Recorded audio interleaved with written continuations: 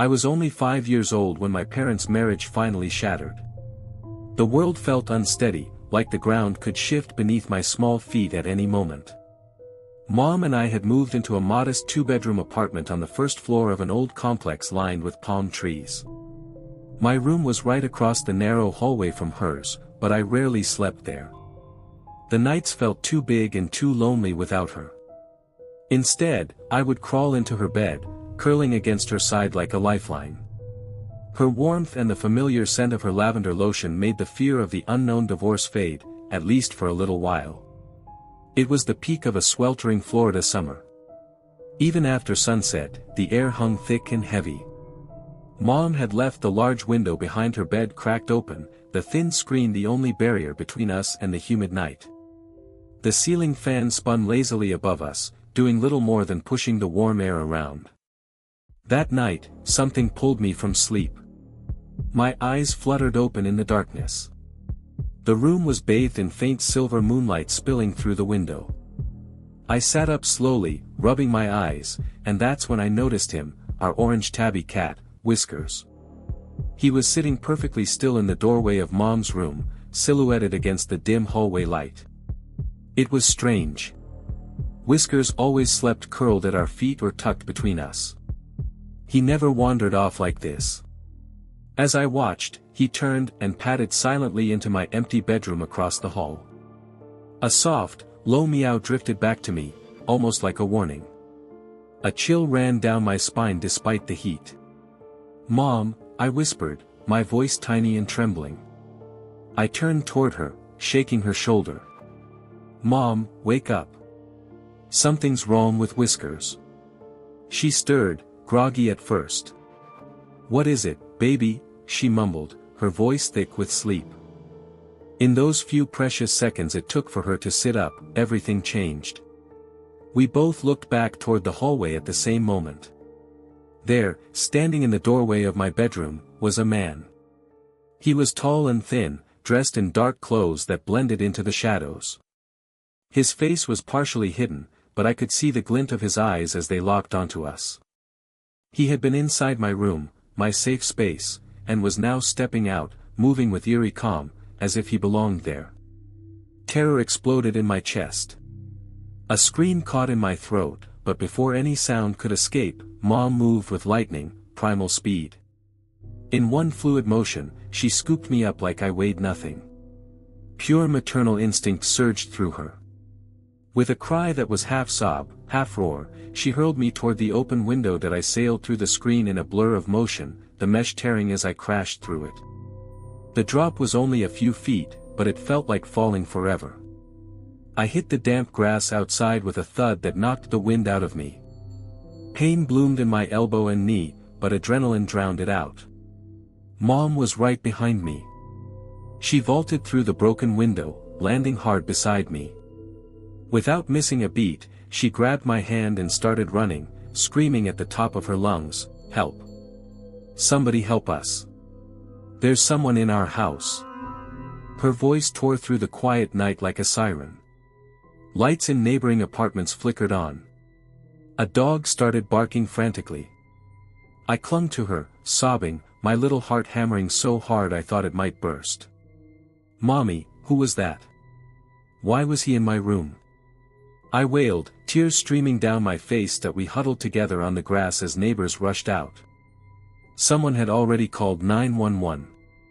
The police arrived within minutes, their flashing blue and red lights painting the building in surreal colors. Officers swept through our apartment with guns drawn, but the intruder was long gone. They found no signs of forced entry. The front door was unlocked, deadbolt and chain both disengaged. Mom swore she had locked everything that night. She always did. She was meticulous about it, especially after the separation. The thought that someone had been inside with us, moving silently while we slept, made her physically ill. A week later, while cleaning, Mom opened the small closet that housed the water heater. She let out a sharp gasp. Tucked away in the corner was a small spiral notebook, a pair of black gloves, and several crumpled gum wrappers. The notebook was filled with scribbled names, crude drawings of our apartment layout, and strange symbols. Some of the drawings looked like they depicted the hallway, our bedrooms, even the window behind the bed. The police took it all for evidence, but they could only speculate. The man must have slipped in earlier that evening, perhaps while we were out, and hidden in the closet, waiting for us to fall asleep. He had been there for hours, listening to us breathe, planning. The unlocked door suggested he had left that way after we escaped through the window. For months afterward, I couldn't sleep without the lights on. Every creak in the apartment made me freeze. Mom's eyes carried a new shadow of exhaustion and fierce protectiveness. She held me tighter at night, whispering promises that no one would ever hurt us again. We moved apartments soon after, but the memory of that silhouetted figure in the doorway never fully left either of us. That night, my mother didn't just save our lives, she fought back with the raw, unbreakable power of a parent who refused to let the darkness take her child. Even now, years later, when the summer heat rises and windows stay open at night, I sometimes wake up suddenly, heart racing, searching the shadows for movement that isn't there. But I also remember her strength, her scream cutting through the night, and the way she threw me to safety without hesitation.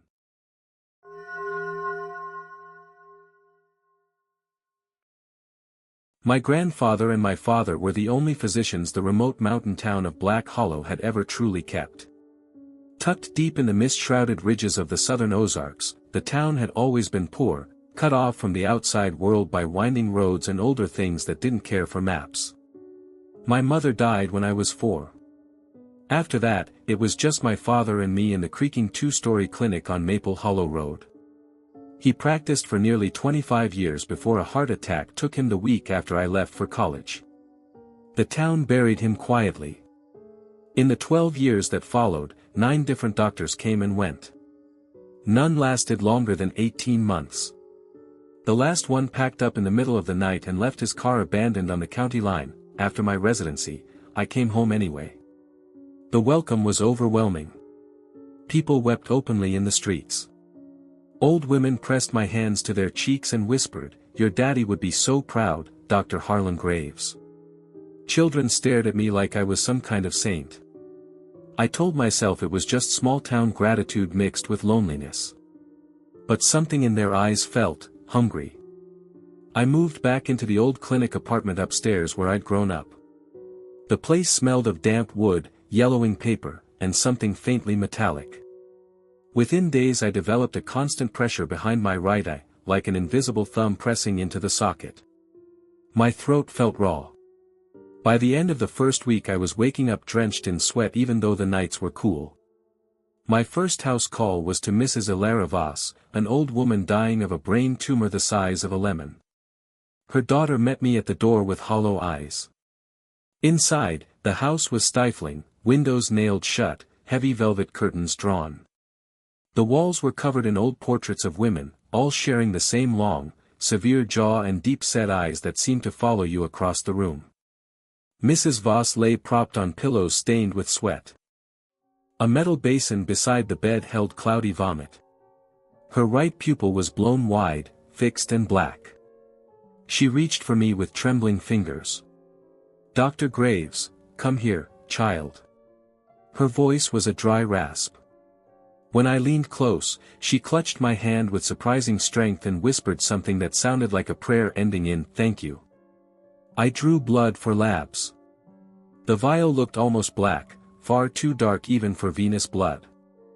3 days later I nearly dropped my groceries in the general store when I saw Mrs. Voss pushing a cart down the aisle, moving slowly but smiling. Her color had returned. She patted my arm with warm, dry hands. "I'm right as rain now, doctor. Knew you'd fix me." I stood frozen, staring. That tumor should have killed her weeks ago. Other strange things followed. Little Tommy Hargrove came in with raging strep throat, white patches, 103-degree fever, the works. While I listened to his lungs, the boy touched my wrist and said, "You're burning up, document." By the time I finished the exam, his fever had vanished and his throat looked nearly normal. Old Mr. Silas Thorne came in for a wound check on a stubborn ulcer he'd had for years under his right ribs. The skin around it was angry red and weeping when he arrived. He grinned at me with tobacco-stained teeth. "Your pa kept this from killing me for a long time," he said. He knew how to keep things quiet. When I palpated the area, he grabbed my wrist hard. "You got the same hands as him." I pulled away. By the end of the visit the redness had faded to pink. Mr. Thorne stood straighter as he left, humming to himself. That night the pain under my own ribs sharpened into a burning line.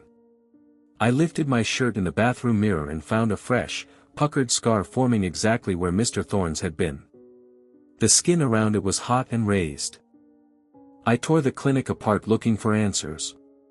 Behind a loose cedar panel in the upstairs hallway, the same hiding spot I'd used as a boy for forbidden comic books, I found 3 old leather-bound ledgers. 2 belonged to my grandfather. 1 to my father.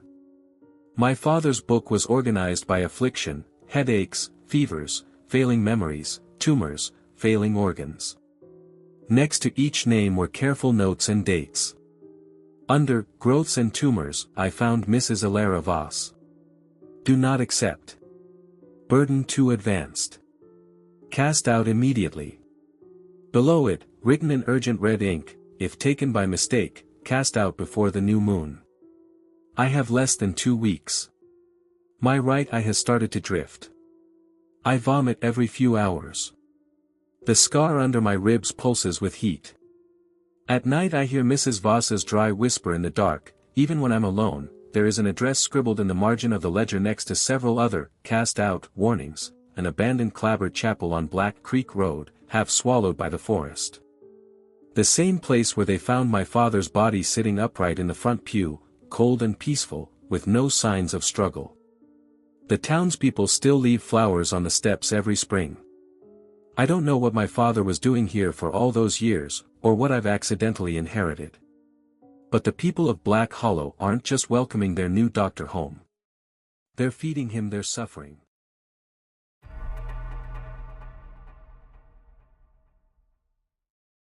I was 9 when Nana moved in with us after Grandpa died. Our old house in Kanpur felt too big for just the 3 of us, and she had been living alone in that creaky bungalow in Lucknow. Mom wasn't thrilled at first, but Dad insisted. I was overjoyed. Nana always had a pocket full of orange drops and took my side whenever I got scolded. What I loved most were her stories. She had endless tales from her childhood, growing up in the 60s, the wild adventures she had with her cousins during summer vacations in the hills. But the ones I begged for every night were the scary ones. Nana claimed she used to experiment with old village rituals and spirit boards when she was young. She told the stories so well that the hair on my arms would stand up. She'd turn off the lights, sit close enough that I could smell the cardamom on her breath, and fix me with her sharp, dark eyes. One night, after I asked why she always took long baths instead of showers, she told me about the tall one. You know why I prefer baths, Beta, she said, her voice dropping low. Showers aren't safe for people like me. Not if you close your eyes for too long. I pulled the blanket higher. Why, Nana? She smiled faintly, the kind that didn't reach her eyes. Because that's when the tall one comes. If you keep your eyes shut longer than 10 seconds in the shower, he notices you. The steam and the heat call to him. Some say he slips through the water itself. Others think the sound of running water opens a door. I swallowed. What does he do? No one who has truly seen him has lived to describe him properly, she whispered. But if you close your eyes too long, you'll feel him watching. And if you go past 15 seconds, you might hear it, the slow, wet tap, tap, tap of long fingers on the glass. My stomach twisted. If you ever hear that sound, Nana said, leaning so close her forehead nearly touched mine, promise me one thing. Never open your eyes. No matter what. That night I barely slept. The next week was torture. Every shower became a nightmare. I'd scrub my hair as fast as possible, counting in my head. 5 seconds, fine. 10, pushing it. But the moment I crossed that line, a heavy feeling would settle in the bathroom, like something tall was standing just outside the frosted glass, waiting. I'd rinse with my eyes half open, burning them with soap, then quickly check through the steamed door to make sure I was alone. Mom eventually found out. She heard me whimpering in my sleep and dragged the whole story out of me. That same night I heard her arguing with Dad through the bedroom wall. "Your mother has filled his head with demons now, Anil. He's terrified of taking a shower. Talk to her tomorrow or I will." The next evening Nana came to my room. No stories this time. She just sat on the edge of my bed, looking older under the moonlight coming through the window. "I would never let anything hurt you," she said softly. "My stories are meant to make you careful, not scared. But maybe I went too far this time." She stroked my hair. "Don't worry, Beta. I'll make sure the tall one never bothers you again. I'll deal with him myself if I have to." She smiled at me, but her eyes looked tired and sad. A week later, I woke up to the sound of running water. It was early morning. The house was quiet except for the shower running at full force. A cold dread gripped me. I ran down the hallway and banged on the bathroom door. "Nana! Nana!" No answer. The door wasn't locked. The moment I pushed it open, thick steam rolled over me. Through the haze I saw her. Nana was lying on the tiled floor of the shower, water pouring over her body. Her eyes were wide open, bulging. One thin hand clutched her chest. The other arm was stretched out, fingers dragging slowly down the glass door, leaving long, desperate streaks through the condensation. Dad pulled me away before I could see more, but the image burned itself into my mind. The doctor said it was a heart attack. Quick and painless, he told us. Nana was getting old. I knew better. Years later, I still know better. I'm a grown man now with my own family. My wife and children complain that we only have a bathtub, no shower. They think it's because of the trauma of finding my grandmother dead that morning. They're partly right. But they don't know the real reason. They don't know that after the ambulance took her away, I slipped back into that steamy bathroom alone. I needed to see the marks her fingers had left on the glass.